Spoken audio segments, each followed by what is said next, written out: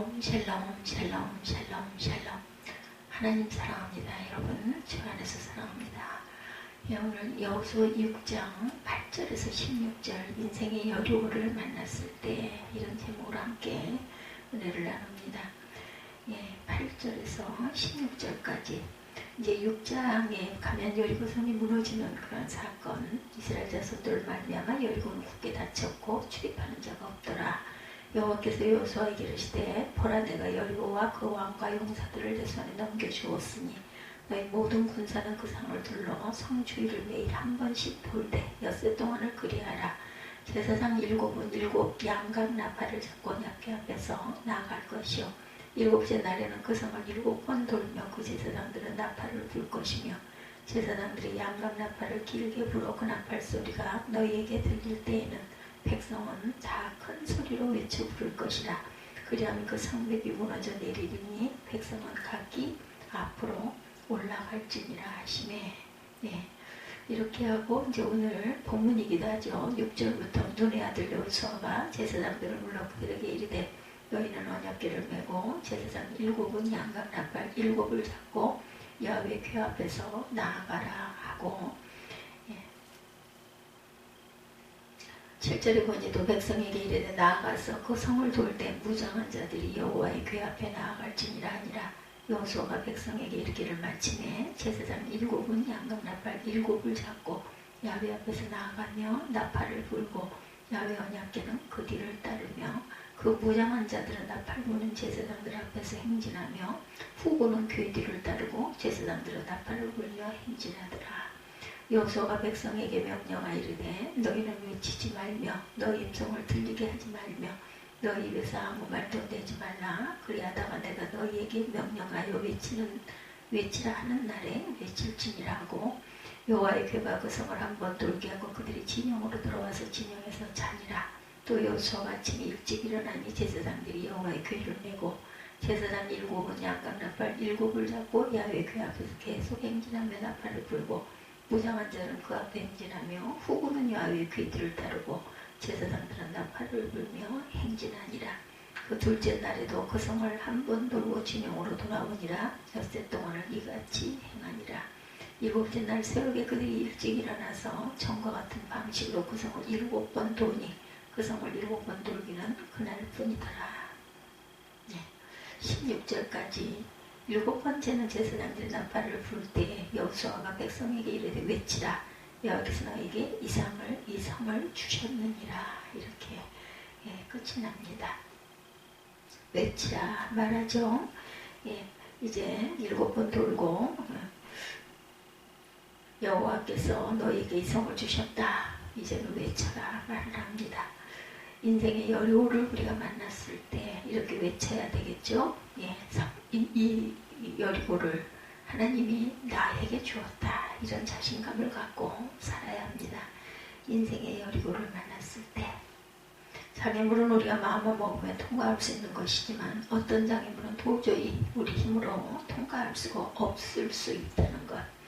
예를 들면 육신의 질병이나 더 나아가 죽음의 문제, 그렇죠? 우리는 힘을 해결할 수 있는 부분도 피할 수 있는 것도 절대로 아닙니다. 또 내가 죽고 싶다고 죽을 수 있는 것도 아닌 거죠. 그래서 자살은 죄입니다. 회기만만하게 자신의 인생을 개척하면서 출세가드로 달다가 갑자기 질병이나 사고와 같은 암초에 부딪혀서 좌초하는 일을 우리는 수도 없이 종종 볼 수 있습니다. 할 수 있다는 정신으로 강하게 무장하고 탱크처럼 추진력으로 살아가는 그런 사람도 역시 자신의 힘으로는 도저히 감당할 수 없는 커다란 암초를 만나면 좌절할 수밖에 없죠. 그러나 그러한 자세는 예수를 믿는 우리 그리스도인이 취할 자세는 결단코 아닙니다. 그렇다면 천지를 창조하신 하나님을 믿는 성도들은 과연 어떤 자세를 가져야 할까? 이스라엘 백성들이 애굽을 나와 광야 40년을 지나 약속의 땅 가나안에 들어가서 맨 처음 맞닥뜨린 요새는 여리고성입니다. 여리고성을 함락시켜야만 이스라엘 백성들은 가나안 땅에 들어갈 수가 있었던 것이죠. 그런데 1절에 보면 이스라엘 자손들로 인하여 여리고는 굳게 닫혔고 출입하는 자가 없더라. 이렇게 증거되어 있어요. 여리고성은 굳게 닫혀있다. 이 말씀은 결단코 무너질 수 없는 난공불락의 요새임을 보여줍니다. 40년 동안 광야 생활에 지친 이스라엘 백성들 스스로 여리고성을 정복한다는 것은 도저히 불가능하죠. 그런데 우리도 종종 이와 같은 경우를 만나게 됩니다. 도저히 무너지지 않을 것 같은 여리고와 앞을 가로막고 있거나 우리 힘으로 도저히 해결될 수 없는 그런 상황들을 만나게 되죠.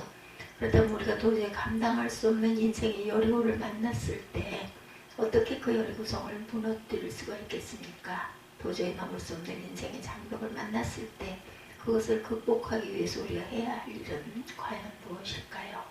첫째로 문제의 초점을 하나님께 맞춰야 합니다. 문제의 초점을 하나님께 맞추자. 8절 9절에 보면 여호수아가 백성에게 이르기를 마침에 제사장 일곱 양각 나팔을 잡고 야훼 앞에서 진행하며 나팔을 불고 야훼 언약궤는 그 뒤를 따르며 무장한 자들은 나팔 부는 제사장들 앞에서 진행하며 후군은 귀 뒤에 행하고 제사장들은 나팔을 불며 행하더라. 인생의 여리고를 무너뜨리려고 초점을 자기 자신에게서 하나님께로 옮겨야 한다는 거죠. 초점이 하나님께로 옮겨질 때 여리고성의 진면에 있는 이스라엘 백성들에게 하나님께서 말씀하십니다. 3절에서 5절을 보면 하나님은 이스라엘 백성들에게 매일 성을 한 번씩 돌아라 명령하시죠. 제사장들은 나팔을 잡고 언약궤 앞에서 행군하라고 하십니다. 그리고 제7일째 마지막 날에는 성을 7번 돌라고 명하시죠. 그리고 마지막에 제사장들이 나팔을 불며 모든 백성이 다 함께 함성을 질러라. 이는 상식적으로 도저히 납득할 수 없는 일입니다. 전쟁을 하려면 작전을 짜고 군사를 보내서 최첨단 무기를 가지고 싸워야 되는데 하나님이 요구하신 것은 그런 기대와는 전혀 다른 것이죠. 왜 하나님은 전쟁을 해야 할 이스라엘 백성들에게 그저 성을 돌아라 말씀하셨을까요? 그것은 이 전쟁의 승리가 이스라엘 백성들의 전쟁 수행 능력에 달린 것이 아니라 하나님께 달린 것임을 보여주기 위함이십니다. 여리고성 주위를 매일 한 번씩 돌고 마지막 날 7번을 돌라고 명령하신 것을 자세히 주의해 보면 그 속에 분명한 의미가 담겨 있습니다. 맨 처음 생각해야 할 것은 언약궤입니다. 본문에 있는 행군에 관한 말씀을 주의해서 보면 행군의 중심에 언약궤가 있음을 알 수가 있어요. 4절과 6절과 9절과 13절을 계속해서 언약궤에 대한 말씀이 나오죠. 4절 제사장 7번 양각 나팔을 잡고 언약궤 앞에서 나아갈 것이요 7째 날에 그 성을 7번 돌며 그 제사장은 나팔을 불 것이며 그리고 6절에도 보면 눈의 아들 여호수아가 제사장들을 불러 그들에게 이르되 너희는 언약궤를 메고 제사장 7번 양각 나팔을 잡고 여호와의 궤 앞에 나아가라 이렇게 말하죠. 그리고 또한 9절도 보면 그 무장한 자들은 나팔 부는 제사장들 앞에서 행진하며 후군은 궤 뒤를 따르고 제사장들은 나팔을 불며 행진하더라. 13절에도 보면 제사장 7번 양각 나팔 7을 잡고 야훼 궤 앞에서 계속 행진하며 나팔을 불고 무장한 자는 그 앞에 행진하며 후군은 야훼 궤 뒤를 따르고 제사장들은 나팔을 불며 행진하더라. 언약궤가 중심에 있죠. 성을 도우는 행군의 대응에 주목할 점은 바로 언약궤입니다. 언약궤를 중심에 놓고 이스라엘 백성 전체가 앞뒤로 대열을 이루어서 행군을 하고 있어요. 그렇다면 언약궤는 무엇을 상징합니까? 그것은 하나님께서 그들 가운데 임재해 계신다는 뜻이죠. 하나님의 임재를 상징하는 법궤를 중심에 놓고 행군을 하는 것은 하나님을 우리 삶의 중심에 놓고 살아야 한다는 뜻입니다. 우리의 앞길이 사방으로 꽉 막혀 아무런 길이나 방법이 보이지 않을 때 우리가 제일 먼저 해야 할 일은 하나님과의 관계를 되돌아보는 것이다. 사방은 꽉 막혀 있어도 하늘은 열려 있음을 믿으시기 바랍니다. 두 번째로 주목해 보아야 할 것은 7이라는 숫자죠. 7나팔. 이스라엘 백성들은 총 7일 동안 여리고성을 돌았고 7명의 제사장들이 7양각 나팔을 잡았고 제7일에 모두 7번 성을 돕니다. 계속해서 7이라는 숫자를 강조하죠. 성경의 숫자 7은 완전수이자 하나님의 수입니다. 그러므로 이 사건에서 숫자 7이 강조되는 것은 하나님의 완전한 구원이 이루어질 것임을 암시하는 것이죠. 하나님이 이 전쟁에 개입하셨으므로 완전한 승리를 이루어줄 것임을, 그래서 이스라엘 백성들이 완전한 승리를 얻을 것임을 분명히 보여줍니다. 이 말씀에서 언약궤와 7이라는 숫자가 상징하는 것은 하나님의 임재하신 것, 그것을 통한 완전한 구원입니다. 자신들의 힘으로는 이성을 무너뜨리는 것이 불가능한 그런 상황에서 하나님은 법궤를 중심에 놓고 7이라는 숫자를 반복해서 상기시켜 주십니다. 그것은 이스라엘 백성들에게 주는 하나님의 메시지죠. 이는 이 성경이 하나님께 속한 것임을 깨우쳐 주시기 위한 것입니다. 생각해보면 지금까지 이스라엘 백성들이 지나온 것은 기적의 연속이었어요. 앞에는 홍해가 가로막혀 있고 뒤에는 애국 군대가 추격하는 절제절명의 위기에서 홍해바다가 열려서 그들을 구원합니다. 40년의 광야 생활에서 만남의 추억이를 먹여주시고 반석에서 물을 주셔서 살 수 있도록 인도하셨습니다. 얼마 전에 또다시 요단강물이 멈추어서 기적 가운데 요단강을 또한 건널 수도 있었죠. 이처럼 수없이 많은 그 위기 속에서 하나님의 역사로 건너왔고 살아났음에 불구하고 새로운 위기를 만나면 하나님의 함께 계심을 망각하는 것이 바로 이스라엘 백성들의 모습입니다. 그것이 또한 오늘날 우리의 모습이기도 하죠. 그래서 하나님께서 늘 언제나 우리 가운데 임재하신다는 사실을 다시 한번 상기시켜 주려는 것이죠. 인생의 여리고성을 만났을 때 진정 하나님을 바라보시기 바랍니다. 그래서 하나님의 임재하심과 완전한 구원을 밝히 깨달는 저와 여러분이 다 되시기를 주님의 이름으로 축복합니다. 둘째로 우리 인생의 여리고를 만났을 때 우리가 해야 할 일은 침묵하며 하나님의 음성을 듣는 것입니다. 침묵하며 하나님의 음성을 들어야 한다. 10절 11절이죠. 여호수아가 백성에게 명하이르되 너희는 외치지 말며 너의 음성을 들리지 말며 너희 입에서 아무 말도 내지 마라. 그리하다가 내가 너희에게 명하여 외치라 하는 날에 외칠지니라고 여호와의 궤로 성을 한번 돌게 하니라. 우리가 진에 돌아와 진에서 자니라. 이렇게 되어 있습니다. 이 장면 한번 상상해 보시기 바랍니다. 모두가 아무런 말도 하지 않고 침묵하면서 성을 돌고 있습니다. 근데 지금 하나님께서는 너희 입에서 아무 말도 내지 말라는 것입니다. 들내지 말라는 것은 마음이 들뜬 상태에서 짓거리는 등 잡담을 일체 삼가라. 그저 순종하고 기다리라는 것이죠. 하나님께서 말을 많이 하는 것보다 침묵하며 듣는 자세를 더 기뻐하십니다. 이스라엘 백성들이 입을 막고 오직 제사장들이 양각 나팔 소리에만 귀를 기울여라 말씀하시죠. 하나님의 능력은 사람들의 말이 아니라 하나님의 음성 듣기를 원하는 곳에서 나타나는 것이다. 바울도 하나님의 나라는 말에 있지 않고 오직 능력에 있다. 고린도전서 4장 20절이죠. 오늘날 우리가 사는 세상에 수없이 많은 말들이 수도 쏟아져 나옵니다. 그러함에도 세상은 도무지 변화가 되지 않습니다. 말의 능력이 없기 때문입니다. 따라서 별 볼 일 없는 세상 사람들의 소리는 그만 그치고 하나님 능력의 음성이 들리게 해야 합니다. 우리 사는 곳에 하나님 말씀이 들려지게 해야죠. 예수 복음이 들려지게 해야 합니다. 이것이 바로 세상을 거룩하게 변화시키는 승리의 비밀인 것이죠. 12절에서 14절을 계속해서 보면 이스라엘 백성은 매일 아침 눈을 뜨면서 여리고성 주위를 돌았어요. 입을 꼭 다물고 제사장들의 나팔소리를 들으면서 법궤를 바라보고 성을 돕니다. 7일 동안 그 성 주위를 무려 13번을 돌아야 했어요. 하루가 지나고 이틀이 지나 사흘이 지났건만 아무런 일도 일어나지 않습니다. 대개 상황이 쯤 되면 사람들은 동요하기 시작하죠. 아무 일도 일어나지 않는 것을 보면서 실망하는 사람, 분노하는 사람, 희망이 꺾이는 사람, 여러 가지 사람들이 있을 수 있죠. 그러나 참으로 다행인 것은 이스라엘 백성들은 한 사람도 포기하거나 의심하거나 불평하거나 낙심하지 않았다는 것입니다. 6일간 아무런 일도 일어나지 않았건만 그들은 끝까지 그 성을 돕니다. 이는 참으로 놀라운 일이죠. 바로 이것 때문에 결국 여리고성이 함락되었던 것입니다. 하나님께서는 가끔 우리의 인내를 바라보시죠. 나만 장군 또한 6번 몸을 씻을 때까지 전혀 문둥병이 나지 않았었죠. 그러나 7번째 다시 씻고 올라왔을 때 하나님의 명령에 온전히 순종했을 때 그 살이 어린아이와 같이 회복되었음을 알 수 있습니다. 지금까지 하나님을 바라보고 그분의 음성을 듣고 순종해 왔다면 끝까지 순종하시기 바랍니다. 그 순종이 여러분의 믿음을 온전하게 성숙시켜 주실 줄로 믿습니다. 우리 주님도 육체로 계실 때 받으신 고난으로 순종함을 배워서 온전하게 되었다고 성경은 기록합니다.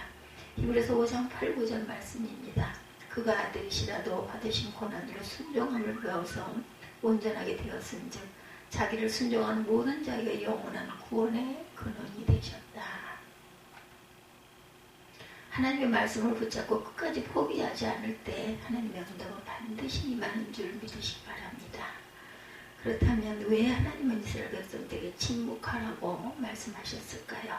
그것은 나팔소리를 통해 선포되는 하나님의 음성을 들어야 했기 때문입니다. 만약 그들이 자유롭게 말하면서 성을 돌았다면 어떻게 되었겠습니까? 그들은 대부분이 시끄러워서 나팔소리를 온전히 듣지 못했겠죠. 정확히 말하면 혹시 그 나팔소리를 들었다 할지라도 나팔소리에 담긴 하나님의 음성을 명확히 깨달지 못했을 것입니다. 그들은 모두 13번에 걸쳐서 성을 돕니다. 그러면서 그들은 과연 무슨 생각을 했을까요? 굳게 닫힌 성을 보면서 한편으로는 더 절망적인 생각이 들지는 않았을까요? 도저히 열릴 것 같지 않고 높고 굳게 닫힌 성을 바라볼 때 인간적으로는 절망할 수밖에 없었을 것입니다. 그러므로 만약 자유롭게 일하도록 내버려 두었다면 그들은 나팔 소리를 듣는 것보다 그들 스스로 절망의 참말을 주고받다가 오히려 서로를 더욱 낙심시켰을 것입니다. 이는 정말 너무나 상식에서 어긋난 일이 아니냐? 지식적으로, 경험적으로, 상식적으로, 현실적으로 너무도 이치에 맞지 않는다고 별별 이야기를 다 했을 것입니다. 그래서 하나님께서는 이스라엘 백성들에게 침묵하게 하십니다. 오늘날 저와 여러분에게도 이렇게 침묵이 필요합니다. 침묵하면서 조용히 하나님의 음성에 귀를 기울여야 되겠죠? 이는 우리의 경건 생활에도 무척이나 도움이 됩니다. 토저시는 이렇게 말합니다. 그리스도인의 경건 훈련에서 가장 중요한 것은 침묵 훈련이다. 왜냐하면 침묵을 배우지 않고는 하나님의 음성을 들을 수가 없기 때문이다. 기독교 기도의 영성에는 두 가지 흐름이 있어 왔죠. 한 가지는 간절히 부르짖는 기도입니다. 이것은 우리가 주님 앞에 간절한 기도 제목을 놓고 간구할 때 필요합니다. 또 한 가지는 침묵 기도입니다. 이것은 하나님의 음성을 듣기 위해 필요한 것이죠. 근데 이 두 가지 전통 가운데 특히 오늘날 우리는 침묵 기도를 잃어버렸습니다. 그래서 시끄럽죠. 때로는 음성을 듣기 위해 침묵을 해야 하는데 너무나 많은 말을 하면서 살아갑니다. 말을 많이 하다 보니 다른 사람의 말을 잘 들어주지 않게 됩니다. 서로 자신의 말만 합니다. 그런데 대화의 첫걸음 조용히 듣는 것이죠. 경청입니다. 듣고 난 다음에 상대방에게 자기의 필요를 말하는 것입니다. 이것은 하나님과 우리와의 관계에도 마찬가지죠. 우리가 먼저 너무 많은 말을 하면 하나님의 음성을 들을 수가 없어요. 이것은 하나님과 우리와의 관계에서 아주 필요한, 아주 중요한 그러한 자세입니다. 어려운 일을 만났을 때일수록 조용히 침묵하는 가운데 하나님의 음성에 귀를 기울이십시다. 이스라엘 백성들이 홍해를 만났을 때 모세를 통해 들려주는 하나님의 명령이 무엇이었어요? 너희는 두려워 말고 가만히 있어서 여호와께서 오늘 너희를 위하여 행하시는 구원을 보라. 출애굽기 14장 13절이죠. 너희는 가만히 서서라는 이 말에 주목하시기 바랍니다. 사람의 힘으로 감당할 수 없는 일을 만났을 때 말하는 것이 별로 도움이 되지 않습니다. 조용히 침묵해서 나팔 소리를 통해 들려오는 하나님의 음성을 들을 수 있어야 한다. 지금 이스라엘 백성들은 아무도 말하지 않고 조용히 성을 돌고 있어요. 오직 울려 퍼지는 것은 하나님의 일하심을 알리는 나팔 소리뿐이었습니다. 그들은 조용히 침묵하는 가운데 눈으로는 하나님의 임재의 상징인 법궤를 바라보고 있었고 귀로는 하나님의 개입하심을 알리는 나팔 소리를 듣고 있었습니다. 이 전쟁이 진정 하나님께 속한 것임을 깨달으며 한 걸음 한 걸음 나아가고 있었던 것이죠.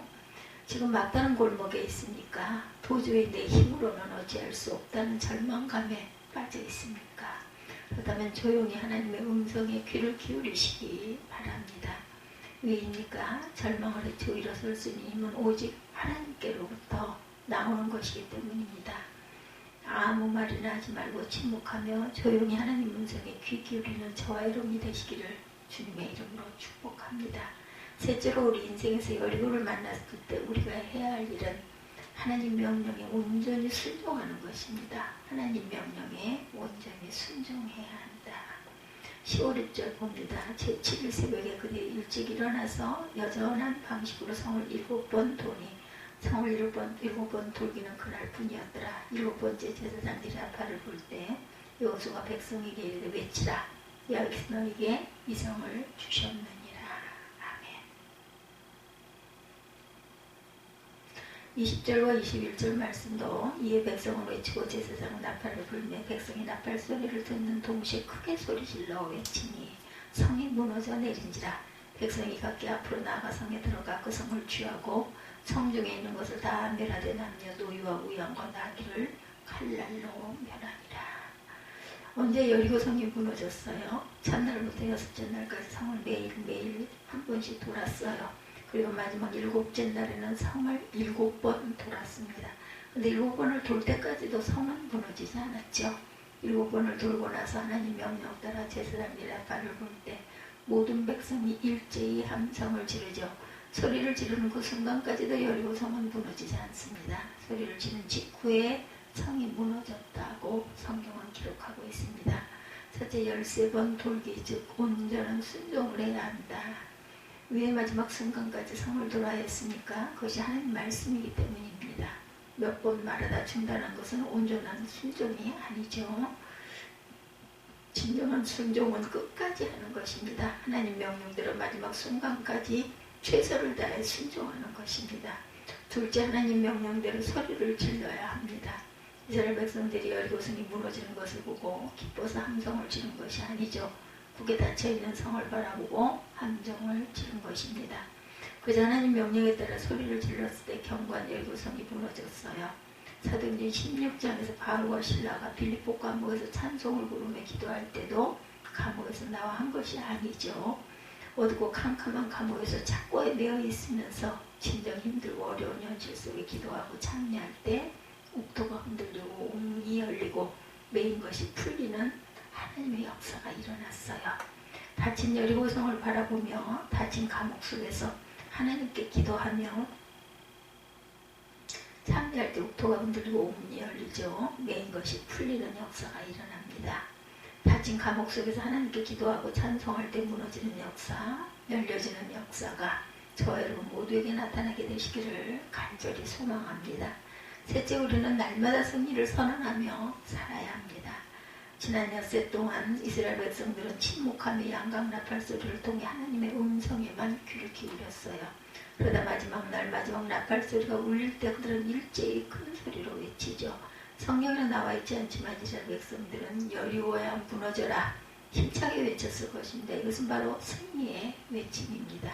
이스라엘 백성은 오직 승리를 바라보고 여기까지 걸어온 것이죠. 그들은 그동안 부단히 하나님 마음을 아프게 했어요. 그들의 부모들은 항상 부정적인 생각과 불평하는 언어로 일관하다가 가나안 땅을 목전에 두고 다시금 광야로 내몰리는 수모를 당하기도 했습니다. 이제 가나안 땅에 다다른 이스라엘 백성들은 전과는 다릅니다. 생각이 달라졌어요. 언어가 바뀌고 불신함이 떠나갔습니다. 두려움도 사라졌습니다. 여리고성을 군사적인 방법이 아닌 하나님 방법대로 무너뜨릴 수 있다는 확신을 가지게 되었습니다. 그리고 하나님 말씀 따라 돌고 하나님 말씀 따라 외쳤습니다. 그러더니 하나님 말씀대로 여리고성이 무너져 내려요. 네. 진정 그리스도인은 부정적인 말을 하는 사람이 아니고 패배의 말을 하지도 않습니다. 그 두려움이 변하여 내 기도 되었고 전날의 한숨 변하여 내 노래 되었네. 주님을 찬송하며 할렐루야 할렐루야 내 앞길 멀고 험해도 나 주님만 따라가리. 이 그리스도인이 언제나 승리의 말을 하며 살아야 합니다. 저 사람은 안 되지는 틀렸어. 이 동네는 너무나 살기 힘들어. 우리 교회는 어느 세월에 부흥할까. 이런 말들은 믿음의 언어가 아니죠. 사람은 말 안 들어 그 열매를 먹습니다. 말이 씨가 되죠. 네, 언제나 긍정적이고 소망적인 언어 생활을 하시기 바랍니다. 특별히 늘 승리를 선언하며 살아가시길 바랍니다. 야훼께서 이 기업을, 이 가정을, 이 교회를, 이 나라와 민족을 주셨느니라. 하나님 명령에 온전히 순종한 사람 여호수아는 그가 선포한 그대로 이루어졌어요. 저와 여러분에게도 진정 하나님 명령 따라 승리를 외치면 살아가는 그러한 모두 승리자들이 되시기를 주님의 이름으로 축복합니다. 네 번째, 합심해서 부르짖을 때 하나님의 역사가 임합니다. 20절 말씀이죠. 백성의 나팔 소리를 듣는 동시에 크게 소리질러 외쳐 성벽이 무너진지라. 네, 외침이 성벽이 무너졌습니다. 우리가 합심해 기도할 때 하나님께서 반드시 우리 기도에 응답해 주실 줄로 믿습니다. 물론 하나님께서는 한 사람의 기도도 중요하게 여기시고 응답해 주시죠. 그러나 여러 사람이 함께 합심해서 드리는 중보기도는 하나님의 보좌를 움직입니다. 예, 하나님 보좌를 움직이기 위해서 우리가 늘 모여서 중보기도의 모임들을 많이 갖죠. 교회들마다. 이 중보기도 모임을 인도하면서 누가 가장 은혜를 많이 받는지 아십니까? 인도하신 분이죠. 기도 모임을 통해 하나님께서 다른 사람이 아닌 자신의 기도의 자리에 거하기를 원하셨던 거죠. 예. 이제 인생의 어려움을 만났을 지금 당장 그의 어려움이 무너지지 않는다 할지라도 절대로 절망하지 말기 바랍니다. 하나님 말씀에 순종하고 끝까지 나아가십시다. 마침내 하나님께서 외치라 명령하실 때 여리고성은 무너질지니라 담대히 선포하시기 바랍니다. 그래야 여리고성이 와르르 무너지는 하나님의 기적을 똑똑히 목도하면서 적과 꿀이 흐르는 가나안 땅으로 한 걸음씩 나아가는 저와 여러분이 되시기를 주님의 이름으로